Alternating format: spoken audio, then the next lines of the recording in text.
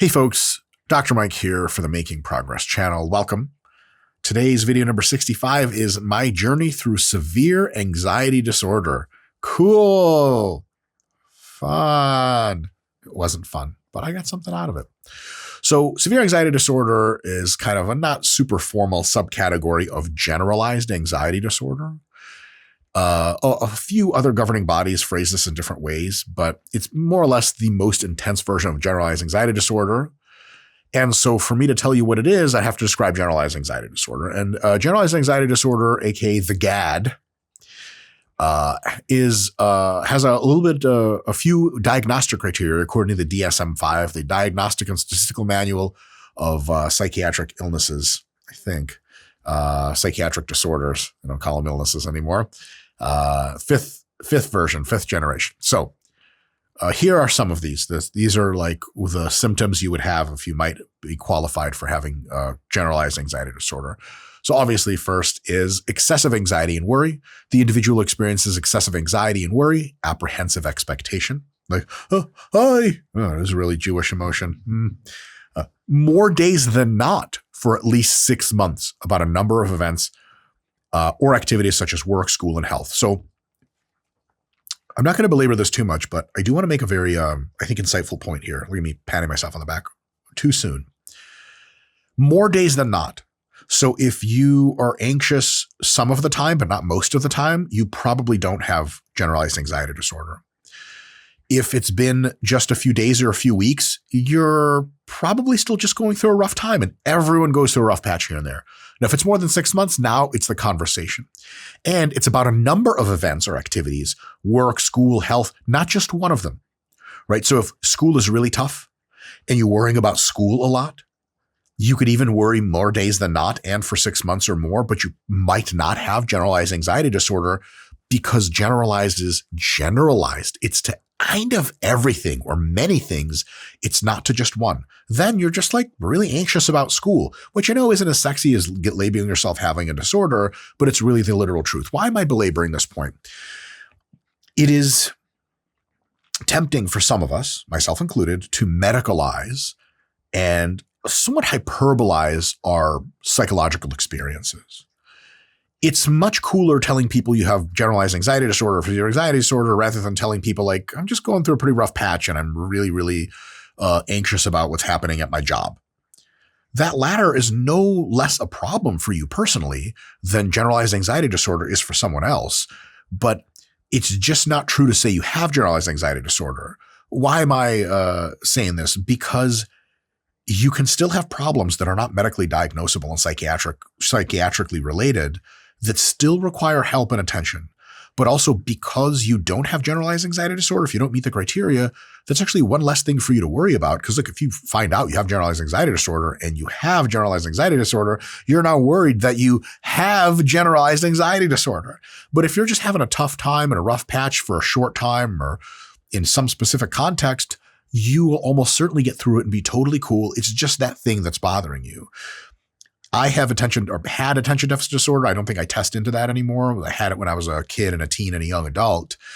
And eventually I'll make a video about how I, got out of it and all my experiences with it. Folks have been requesting that for a long time. So it is coming. It is coming. I just have periods of where I give a shit about my history and who I am as a person, and periods where I could care less, and I'm in a care less period. So I'm like, I just don't give a fuck about my own past and just have to think about a bunch of stuff. But in any case, I'll get to that.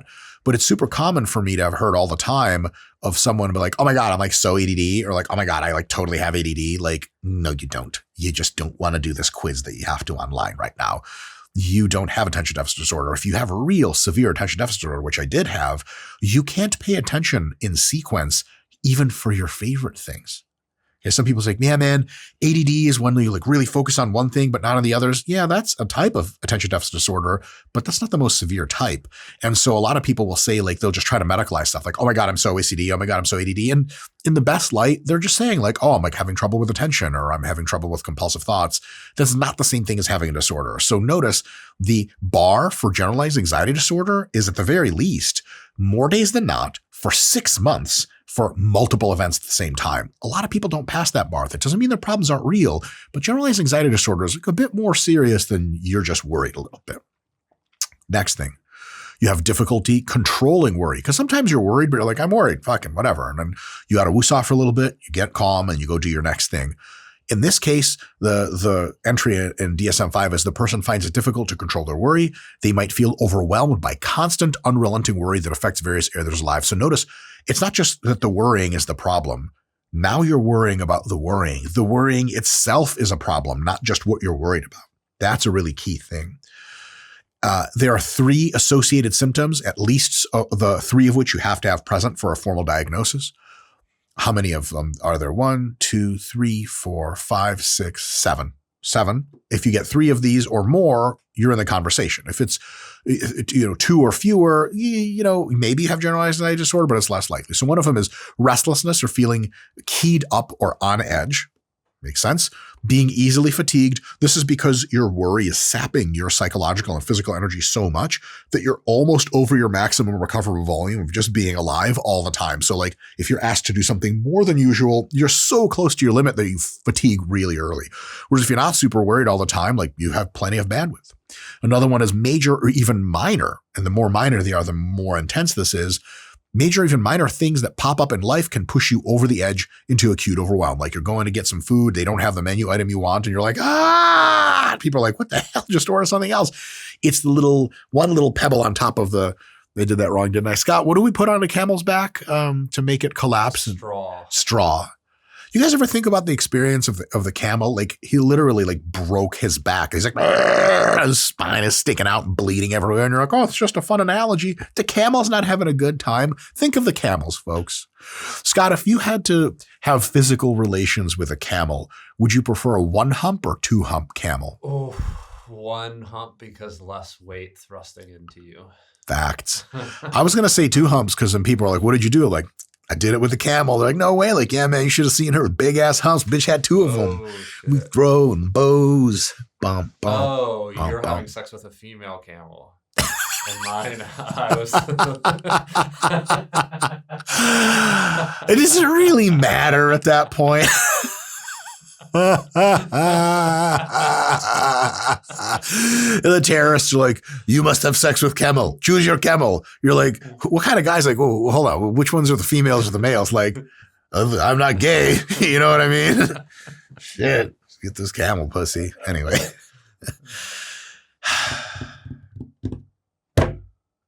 Next. Difficulty concentrating or mind going blank. I never got this one. My mind never goes blank. Sometimes I wish it did, but sometimes that can happen if you're so overwhelmed, like you just got nothing. That's definitely a thing that can occur. Irritability, big deal. And again, irritability is, for those of you who have been down the psychotropic, ridden the dragon before with like mushrooms or anything like that. Sometimes for some people, weed. When you're on the come up and the drug is just starting, a lot of people tend to experience just sheer pharmacological anxiety, and they seem irritable. Like you make a joke to them and like, you just kind of sit there because they're riding the huge fucking wave. The reason that they get that irritability is because your brain is so overwhelmed. Anything is too much for it. That falls right in line with generalized anxiety disorder. Its irritability isn't the genesis of the disorder. It's a consequence of the fact that you are damn near basically almost drowning in your own bullshit. Another one's muscle tension. I'll tell you guys about that in a little bit through my own experience. And the last one is sleep disturbances. And not a lot of people say like, oh man, I've been worried sick for months. And someone's like, how's your sleep? You're like, amazing. I actually had really decent sleep the entire time, but that's because I use pharmacological doses of awesome growth hormone. And so I kind of farmed my way out of that one. Probably saved me a lot in a big way, but also took years off my life. So I'm not endorsing it. It's just a real thing. And a lot of times people experience different kinds of sleep disturbances, difficulty falling asleep, difficulty staying asleep, or you have fallen asleep, you stayed asleep, but the sleep is restless and very unsatisfying, that sort of thing. Another criterion, that ends those like at least 3 of the associated symptoms. The next one is significant distress or impairment. In other words, the anxiety, worry, or physical symptoms cause clinically significant distress or impairment in school, occupation, or other important areas of functioning. Translation, you're not just getting by, you're not at your best. And it's obvious. You are not performing to standard. I don't know if I definitely had this one for sure. I could still get by, but I was not at my best at work or anything else. And Two other things, kind of qualifier conditions. It's not better explained by another mental disorder. The symptoms are not better accounted by another mental disorder. For example, panic disorder. I don't have that. I never panic, never did when I was anxious. Social anxiety disorder. If you ever met me in real life, you realize I have the opposite of social anxiety. Like I should probably shut the fuck up more than not. And so I haven't had anything like that in a generation. PTSD, I have nothing in my life to give him PTSD, so I for sure don't have that one. So at least for me, I'm like, well, okay, like definitely it's not explained by any other things. And the last one, which I actually fail, but still have the disorder, though mine is explained by a central variable, is it's not attributable to substance use or other medical conditions. In other words, the symptoms are not due to the physiological effects of a substance, for example, a drug of abuse, medication, or another medical condition, for example, hyperthyroidism. So you can actually have every single symptom of generalized anxiety disorder, but if they discover you're actually hyperthyroid and then they give you medicine to cool that off, you may realize that in several days you just don't have generalized anxiety disorder anymore. And so you never really had generalized anxiety disorder, but for me, having all of the symptoms of a thing and then being able to unplug by removing one thing still means you experience the thing, basically. So for me, it actually was caused by, or at least highly potentiated by high doses of anabolic steroids, which is why I more or less was having this thing. But the effects were the same as if caused by any other factor. And I was on the high doses for like a year and a half. So I got a nice wallop of more than 6 months from that shit. All right. So I had this thing. How do I know I had it? Well, really, we should ask the question of how is it measured? In a couple of ways. You can take a screening questionnaire for generalized anxiety disorder in loads of places online for free. The more popular and well-vetted sites do a fairly good job of keeping the tests fairly valid. No test, however, that you take online, you, me, or anyone, can diagnose you formally. You need a psychologist or psychiatrist for that, but the test can be a really awesome clue. If you don't want to just schedule an appointment with a psychologist or psychiatrist and you want to take an online test first, I think that's a really swell idea in many cases, because what I found is when I found a group of these tests, took them myself, and of course I bullied my friends into taking them. Most people who don't have generalized anxiety disorder will consider the test questions kind of like absurd. And people who do have generalized anxiety disorder are like, yeah, this is daily life. So it tends to be like you either think like, yeah, this is wild. I've never had this in my life. Or you're like, yeah, this is me. Now, of course, there's middle ground. The tests aren't perfect, but it's not one of these tests where like someone answers a stupid ADHD questionnaire. Like, do you ever have trouble concentrating? You're like, of course, everyone does. Yes, yes, yes. And then everyone has attention deficit disorder and you get like piped up on Adderall from your shitty GP in the late 90s. That is not one of these things. When I looked at the questions, I was like, damn, this is intense. How the fuck did they know I was going through this? And other friends that took it that don't have generalized anxiety disorder, they took it. They're like, this is nuts. I'm like, what did you get? They're like a 3 out of 23. Like, oh, you're not even close. I got like a 19 or a 17 or some shit. It was way up there. Very, very different. Very different. And if you score really highly on one of these tests and the internet says like, hey, you might have this, maybe then it's a good idea to go see a psychologist. If you score way low on it and you're actually honest, you could see a psychologist, psychiatrist, probably a psychologist in that case to talk through some problems and some issues. It's always a good thing, but you probably don't have anything super diagnosable, which is always really good news. Now, what did it feel like for me? So some of you might be like, okay, what the fuck were you actually going through? Some of you may be going through similar things. Let's see how much we have in common. What did I have? I'm going to share 9 experiences with you. First, I would wake up every morning, more or less, feeling overwhelmed. At the start, like, oh my God, and have no idea how I was going to get through all of my work that day. My work felt insanely overwhelming to me. Number 2, I would have regular random thoughts, this one's trippy, of my pets or my family or myself getting hurt or being in trouble. Just random visions of like my dog getting like mangled by coyotes or something. Not fun to have in your head, but actually a symptom of severe anxiety, because if you have severe anxiety, your brain starts pointing at parts of itself and going, what's the worst thing that can happen here? And it just goes, and it hits you with a thought. Really not fun. Number 3, I would have a tough time with gradations of emotion like beauty or appreciating nature. Again, when you're like out walking around the woods on mushrooms, if you're still coming up on mushrooms and you haven't hit the high yet, someone's like, oh my God, look at that tree. You're like, yeah, it's a cool tree. Holy fucking shit, don't lose it. You're not paying attention to shit like that. And even if you are, you can't appreciate the full beauty of it. When you're relaxed, oh my God, you can appreciate beautiful things all the time. I was just not very relaxed, hardly ever. And so I very much had difficulty with gradations of beauty. I felt like I was bracing for something at all times. Like, Like, here we go. Here it comes. Here are bad news. And that's not a pleasant feeling for much longer than several seconds or minutes. And then it gets really, really old. When I was on work calls or Zoom calls at work, I was sitting there at my desk taking the calls, and I could feel my whole body subconsciously. And eventually it was a lot of it was in my legs tensing up like crazy. Like I was in a work call, I remember, and I was like, Israetel, like relax your legs. And I was totally relaxed. And I was like, oh my God, how long have I been like flexing my quads and hamstrings at like 10% peak power for like must be hours, right? Imagine how much systemic fatigue that leads to. The muscle tension is very crazy. And I only caught it at the very end, but I realized like, yeah, I had been doing this the whole time. Really trippy experience and nothing I was ever used to. I'll tell you this. I was anxious at various parts of my life when I was younger, not often, but I don't ever remember having like hours in which I'm like half flexing all of my muscles. Really, really intense. I had lots of scheduling anxiety. I felt like there was no way to get all in. When someone would DM me and request me to be on their podcast and it was a good idea for me to go on, my first thought was like, oh, shit. Like, oh my God, I have so much. Because if you saw my calendar, you're like, oh my God, there's a lot there. How am I going to get it all in? And there were ways to get it in, but my first reaction was kind of a little bit of internal panic. That's how you know you've kind of had enough, right? This sort of anxiety disorder situation is when your body's like, I'm full, bro. I'm full. I can't do this shit anymore. I had a ton of trouble relaxing and just being able to chill because people say, oh, you just need to relax. But you start relaxing and you're like, am I relaxing? I hope I'm relaxing well enough. Jesus, I hope this works. I got to relax. If I don't relax, you know how the rest of it goes. I did rely on marijuana at various points, but even with its power to help relax, at the height of the disorder, it was just a different type of anxiety. It was cool because it was a context switch and let me kind of take a few breaths between work sessions through the week. But it was not like, I'll put it to you this way. With marijuana in my life, if you were like, hey, now that you have marijuana, are you good to go? I'm like, no, absolutely not. This is not helping enough. I cannot live like this forever. This is wild.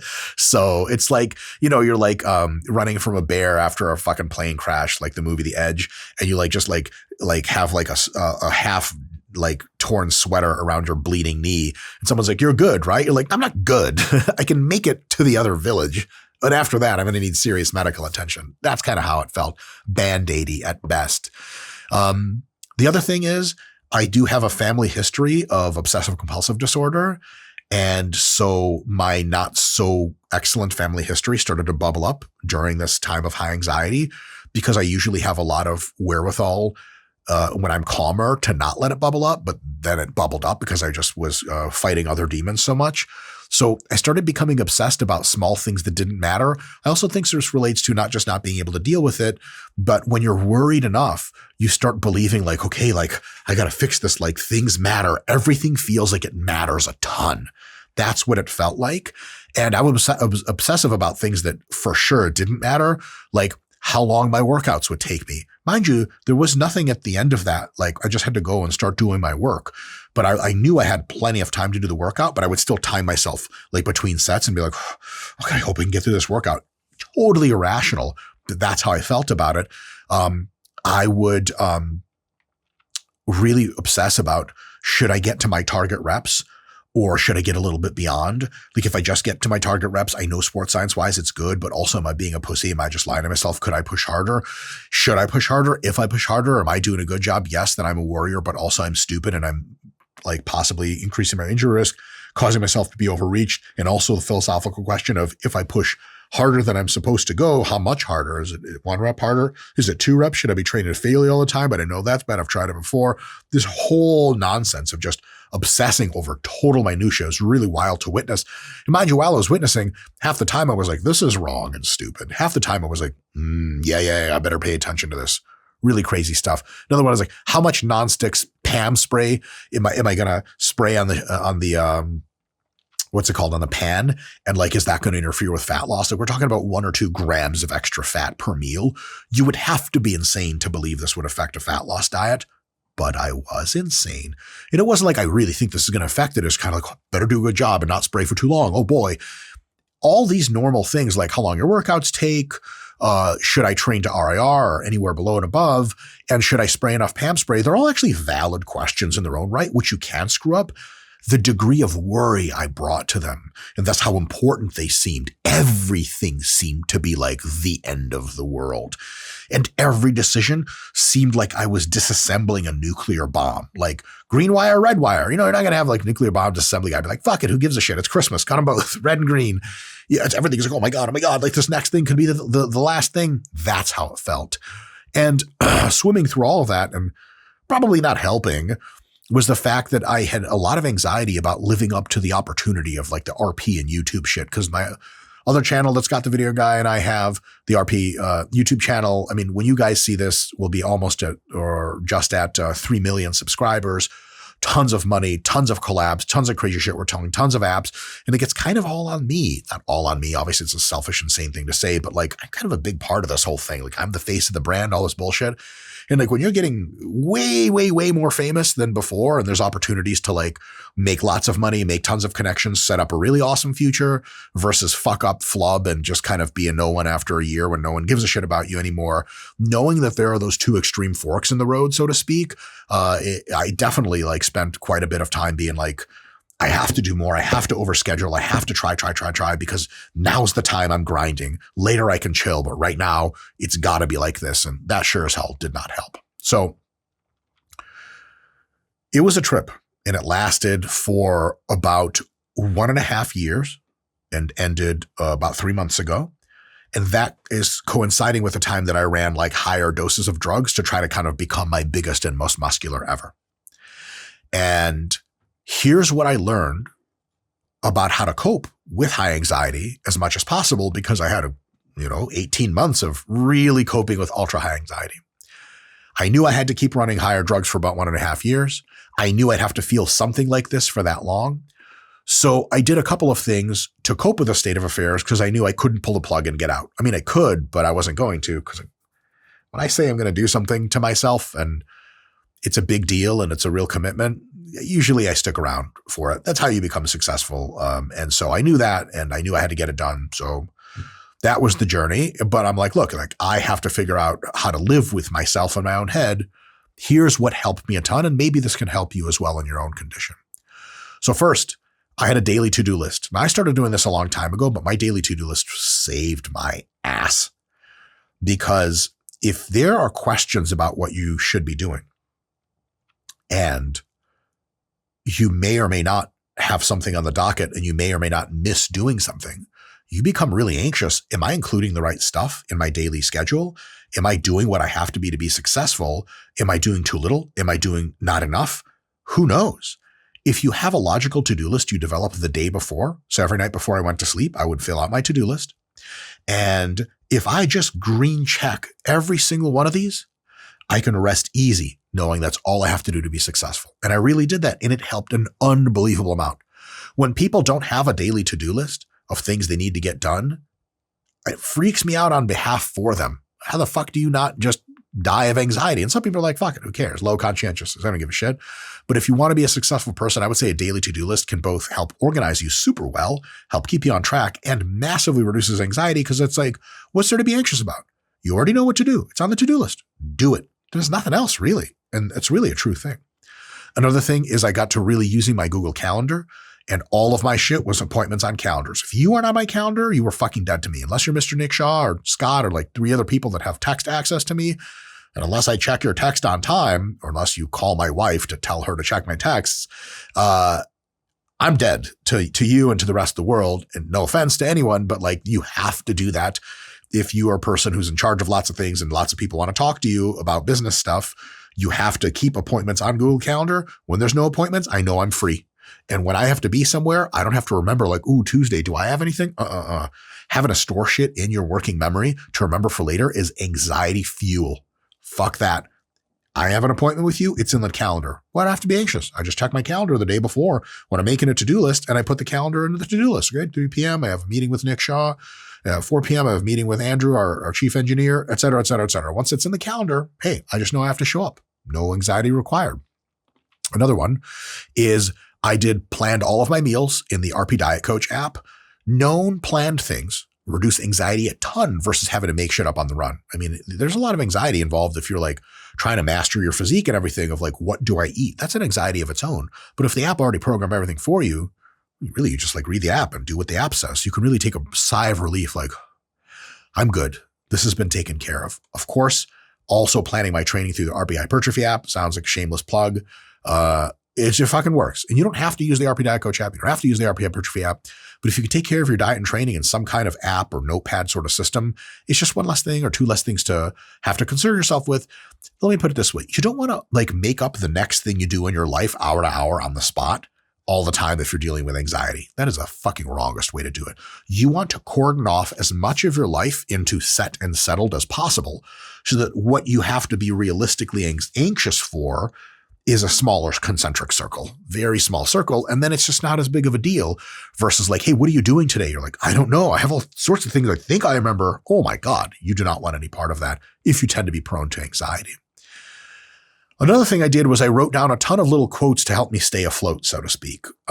These quotes would come to me as revelations in my mind, basically as my mind searched for ways to cope, because like I would be in the shower having a mini panic attack, like anxious as fuck.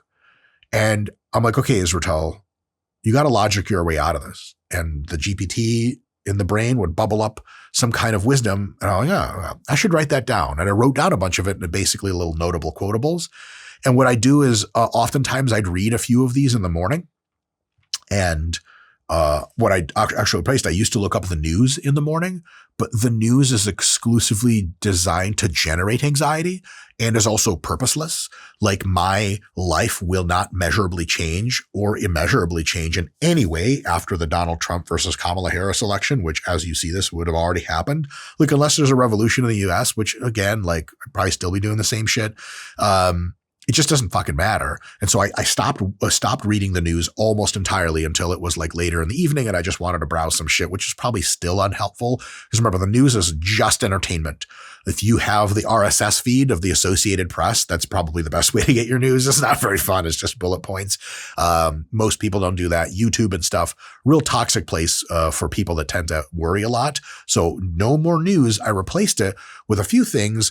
I'll get to a few of them in a bit because some meditation and stuff, but also in the mornings, I would look at these quotes and they'd help me really align my thinking throughout the day. Cause in a little sense, it does help. I'll share a few of them with you here.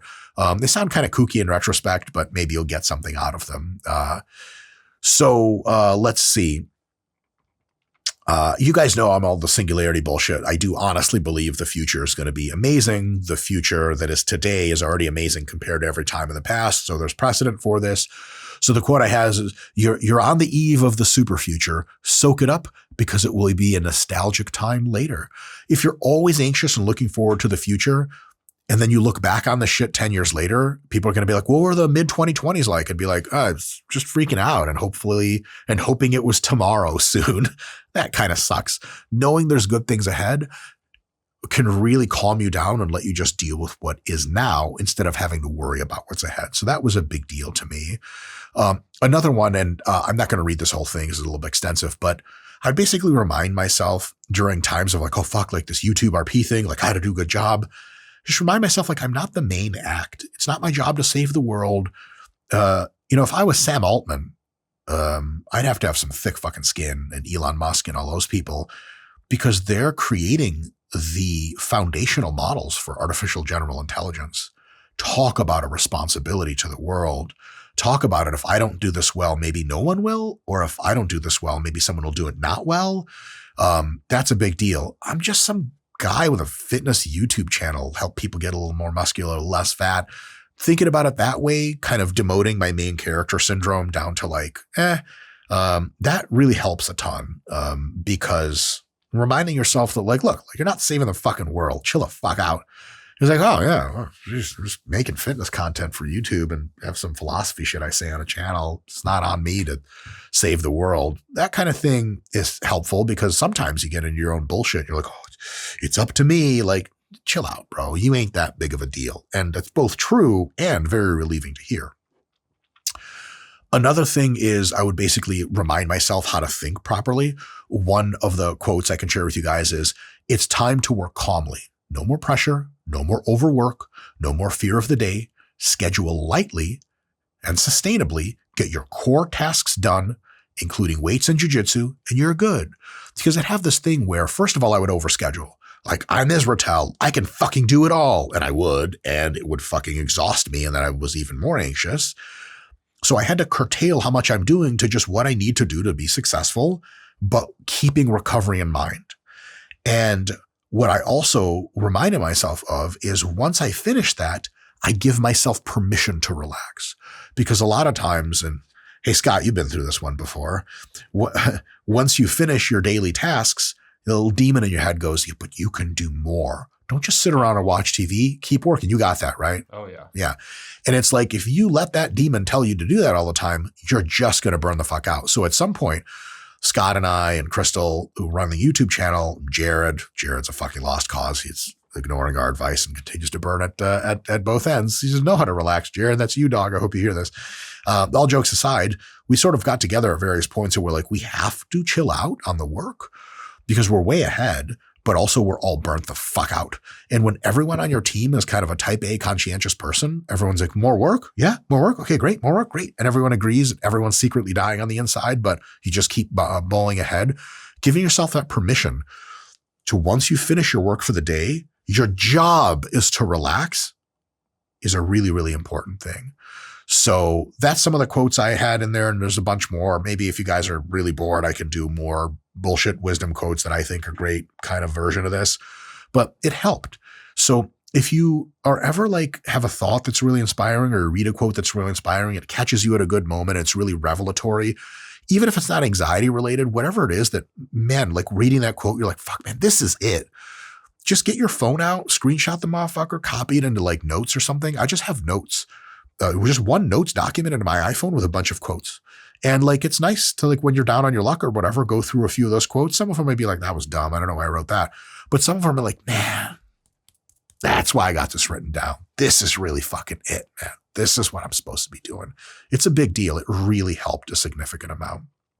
And lastly, a big thing that I did to help out was I planned dedicated time off on evenings and weekends, especially weekends, with my wife. It's easier to plan than to actually chill when you've planned to chill. But if you've planned, you're much more likely to take the time to chill. If you don't plan chill time, a lot of you guys out there, you're just going to either be anxious for no reason or you're going to work through that and then be even more fatigued. If you don't plan to chill, you're a few steps behind. So big deal on workaholic type bullshit. Say to yourself, Saturday early afternoon through Sunday evening, or basically until I go to sleep, I ain't doing shit unless it has to be done and it's prearranged. However you chill best, chill times. That's a big deal. Helped me a ton because it used to be like, I work every weekend. I used to work all the time on weekends. I just worked through the whole thing. And back when I didn't work a ton, I could work through the weekends because I never accumulated much fatigue to begin with. It's like people that say, oh, I train every day. Then you look at how they train and you're like, I could train every day and I fucking train like you little bitch. Like that ain't shit. But because during the first part of this kind of 18-month hell year and a half, I started working a ton more. RP wasn't doing as well as it could have been. And I was like, okay, I gotta be the one to step up. Everyone at the company stepped up. It was awesome, but I stepped up big time. And I was like, fuck this. I'm working 24/7 sort of. And I did a ton. That set a new baseline for me for work. And it really started to cook my ass. And so I had to say, okay, I'm going to take dedicated times to chill. And that helped a ton. All right. How did my anxiety end? Because I'm telling you this like I had this problem, but I don't anymore, which is true. Because my anxiety was primarily driven by drugs, anabolic androgenic steroids, and way too many of them, when I reduced my drugs recently from 1,500 milligrams per week to 250 milligrams per week, so 1,500 to 250 is a massive, massive reduction, my anxiety slowly melted down. It was a small fraction of what it was. But the problem was, and still is to some extent, though it's getting better, was that I had been in high anxiety coping mode for so long, 18 months, that my brain, even after the pharmacological onus wasn't there, promoting anxiety, my brain kept preparing me for anxiety things, even though I felt much better, because it just got used to fighting the shit all the time. You know, like, I don't want to It's not PTSD, but like sort of low key has that spirit of PTSD. You guys know what I'm saying? It's not ADD, but everyone has a problem paying attention. If you get your brain used to just chaos all the time, even when the chaos is gone, your brain's still like, okay, is there chaos coming? There must be chaos coming soon. I got used to this. I know there's chaos. I'm still dealing with that kind of stuff. So the chemical anxiety was no longer there, and it is no longer there, but the feeling of, oh, it's just around the corner, as it was during 1.5 years, is taking longer to shake. I'm only 3 months off from the gnarly doses. I already feel night and day better. Not as good as I could be feeling, but I'm constantly working on that. I feel night and day better for at least 3 reasons that I can give to you. Maybe you can do something with these in your own situation. I mean, I'm literally not chemically as anxious, so that fucking kind of helps, right? Like when you're on severe doses of steroids, you're just only so anxious you can get, and then you're like, whatever. Number 2, I learned and practiced tons of coping mechanisms and kept deep insights from them. And now, because I'm not on crazy amounts of drugs, I actually have the bandwidth to apply them more.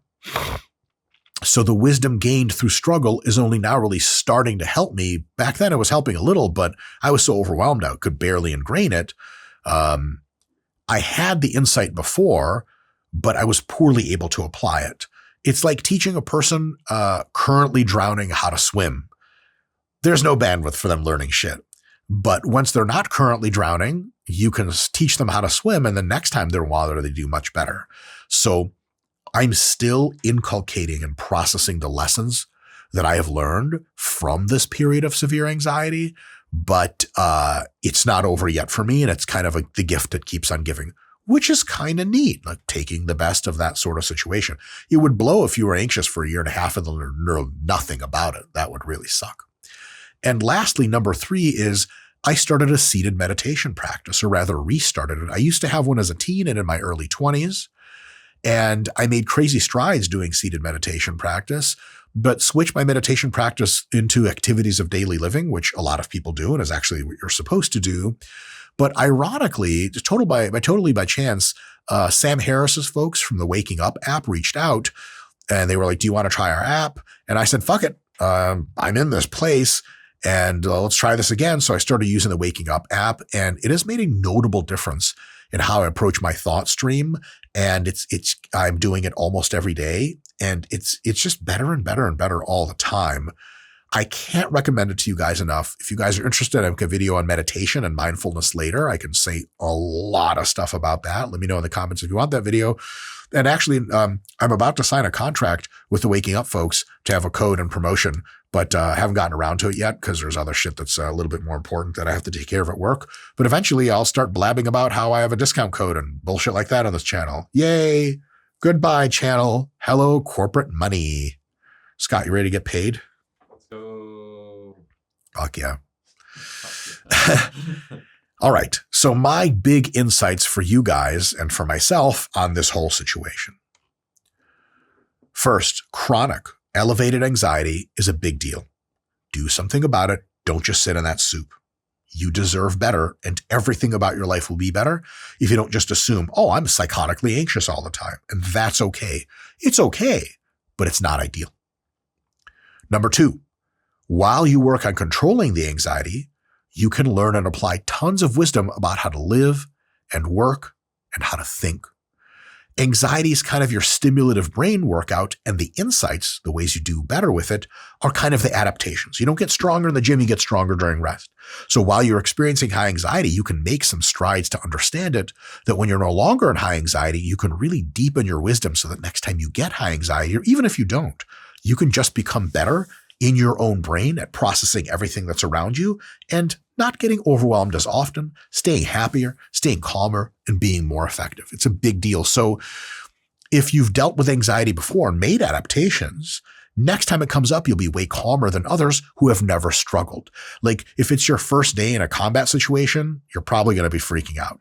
If it's your 1000th combat mission, you're probably not freaking out that much, even though objectively you can still have the same probability of getting, shot or something. You just deal with it differently. So if you have anxiety, you're dealing with it, you can use it a little bit as an opportunity to really deepen your wisdom, because that way, once you no longer have anxiety, you can be like, I learned a lot. So when people's like, well, like I have debates with friends every now and then, they're like, well, worry can be adaptive. I'm like, short of running away from a lion and the fucking zoo gate breaks or something, they ain't nothing for you with worry in your daily life that you need. And I know that at a deep, deep level and can explain the living fuck out of it because I've lived in that soup. If you're really not an anxious person, you can say shit like, oh, like worrying is good. It gets you up and going. Like, nah, that ain't it. There's 50 trillion other ways to get up and going that have nothing to do with anxiety. If you've cooked in anxiety for a while, you at least know that's not a road to follow. Because some people, like, it's okay to be anxious for a bit. Like, it's okay. You're not going to die. But, like, it's not ideal remotely. And that's one of the pieces of wisdom I was able to absorb. There's a lot of deep wisdom to learn about just having to contextualize anxiety. You learn a lot about what matters, what doesn't matter, what's effective, what's not effective, what's sustainable, what's not sustainable, what parts of your behaviors you want to encourage and what parts you don't want to encourage. It's an overload stimulus. It's a challenge, and you can rise above almost any challenge if you have the mindset of, I'm going to get through this, but I'm going to learn some shit along the way, versus just like, get me the fuck out of here. Now, if it's severe enough anxiety disorder, get me the fuck out of here is what you're feeling 9 times out of 10. But you feel that for long enough, you can still get some deep wisdom from that. Number 3, therapy and drugs are both on the table. Don't get weird about therapy, because you might be dealing with some anxiety or some other bullshit. You're like, I could get therapy, but it feels like I'm admitting that I'm crazy. Here's the thing. Almost all the people will tell you that they don't need therapy and they're really proud of that fact. They're fucking crazy and they just don't tell people about it and they think it's a big flex. Going to therapy is no more an admission of weakness than going to the gym is an admission of weakness physically. Can you imagine? You see some dude fucking jacked up to the gills, like deadlifting, and you're like, pussy. He's like, what the fuck? How dare you? What do you mean? And you're like, you're not naturally strong. You have to get it in the gym. They'd be like, are you like insane or something? You're like, yeah, actually, to be honest, I am insane. So when someone's like in therapy and you're like, oh, that guy's got to go to therapy, you hear about him, like, yeah, he needs to improve how he thinks about the world and become more happy and effective. The fuck is wrong with that? I'll spare you. There's no retort to that. And most of the people that really dislike therapy, they're crazy people who are not ready to admit their problems.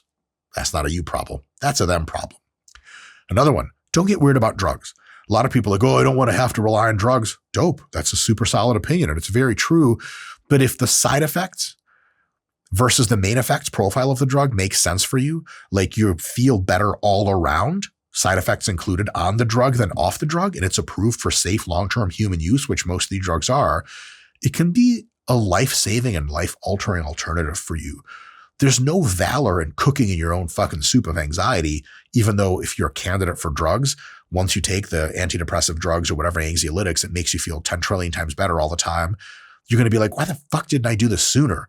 It's just not a thing where like, yeah, man, you should have tried to get through it without drugs. Like, what? Guys, remember, these kinds of things are reserved for like people to like post on your Instagram when you come out and tell people you've, taken like some kind of like psychiatric medicines to help yourself. There's going to be some like nameless, faceless troll that are like, fuck pussy, it's just a fucking crutch. Remember, that guy is probably like a Chinese troll farm robot. It's not even a real person. And if he's a real person, I bet you don't want to meet him because that person has 18 fucking psychiatric disorders and just copes by being mean to people on the internet. So if drugs work, they're awesome. Take the drugs. Now, as drug advancements unfold, drugs will become better and better and better. Yeah, it's a tough sell when the drug has like 18 side effects and it helps just a little with anxiety. But in the 2030s or something, we might have some drugs that are just insanely effective for anxiety, but have almost no side effects. That's a thing. And some of those drugs like Exua, aka Gepirone, they're available now for prescription if you qualify for them. And they're starting to get really low on the side effects and really strong on the main effects. It's a thing. I didn't need the drugs because I'm naturally not anxious. And as soon as I came off of steroids, that was like, well, that is kind of the drug. Removing a drug is just as powerful as taking one. But by all means, explore that option with a medical doc, psychiatrist, psychologist for yourself. And if I get into a further brain maturation state and I end up having some clinical grade symptoms, I will turn to drugs 100%. No, I'm not shy about that. As a matter of fact, I'm low-key excited about this shit. Like, give me the super brain drugs, damn it. So drugs and therapy, always on the table. Any semblance of reservation you have about them for some kind of ego reasons are almost always, almost everywhere backwards. And they come from a generation of people like your parents or grandparents that, to paraphrase something I heard some folks discussing on another podcast, is the older generations they didn't have less anxiety or depression or anything. They just shut the fuck up about it and ate shit. They just ate it for their whole lives. It wasn't manly or womanly to come out about it. So they were just miserable and nobody helped them because they didn't even admit to it. That ain't no way to go. Don't do that. That's thoughtless and stupid. Number 4, few things, in my experience, zap your anxiety better than putting in hard, focused hours of work, mental work, or physical training. If you don't have a regular challenge in your life that drains you mentally and physically, you already have a 90% probability anxiety cure waiting for you as soon as you start challenging yourself. You drain the brain with hours of mental work. You train the living shit out of your muscles and your cardiovascular system at the gym. You get beat up in Brazilian Jiu-Jitsu or Muay Thai or just aerobics class or dance class. You work a real fucking job like construction. You get home and you ain't anxious. You're too tired to be anxious. You are so fucking relaxed because you already spilled everything out. If you don't have an opportunity to really tire yourself out, anxiety is often just the psychological energy that's left over. And it's going to be like, hey, go do something. If you had already done something and exhausted yourself, a lot of times anxiety is gone completely.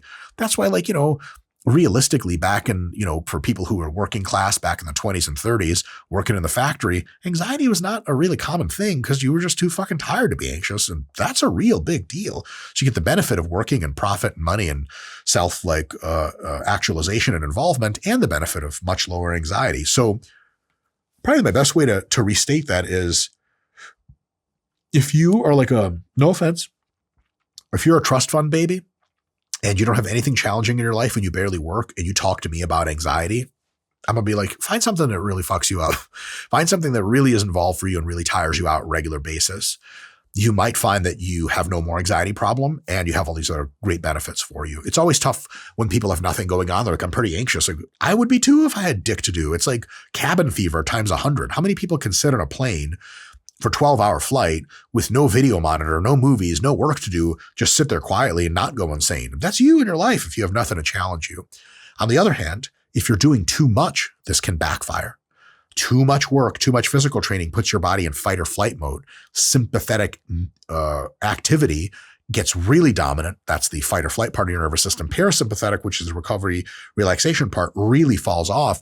And then you're chronically fatigued and chronically worried. So there has to be a balance. Work hard, chill big.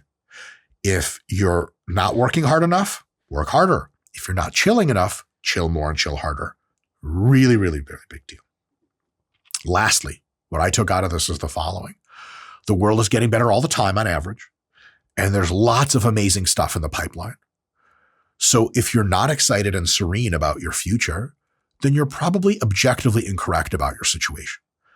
In 10 years, most of you listening will be in a 50 times better place in every facet of your life. And you're going to look back and be like, why the fuck was I worried so much when I was younger? God damn it. I should have just known the shit was coming. And it's probably coming. Been able to relax, stick to what I do a great job, and also chill. And then most things work out. And look, if they don't work out, you couldn't have seen that coming. You've already attended all the stuff you could see coming. Just do a great job. Like, you break your leg tomorrow, whatever. You're not worried after. How can you be worried after you break your leg? Well, my leg's fucking broken. Who cares? One of the things I do have as far as like interesting talent is if I'm really sick, like vomiting sick, I'm the most relaxed person you'll ever meet in your whole fucking life. Like making jokes while between throwing up. And I've had several people be like, dude, why aren't you freaking out? I'm like, well, I'm already sick. What's there to freak out about? So there's that kind of logic goes. Shit is getting good all the time, fellas. Don't spend your time being hyper fucking anxious. And if that's a problem for you, you can't unweave with just logic and good mindfulness practice, then yeah, it might be time to see a psychologist, psychiatrist to really help you through this. You deserve to put in the time to see if you can make strides in reducing your anxiety. It's one of the most worth it things that there are, especially if it's been a long time since you felt any other way. So I wish you the best. I'm not a licensed psychologist or psychiatrist, but if you want to talk to one of those people, go and find them. If you just want to talk to some friends, go and find them. If you don't know anyone to talk to ChatGPT. It always helps me out. Anyway, see you guys next time for the next video.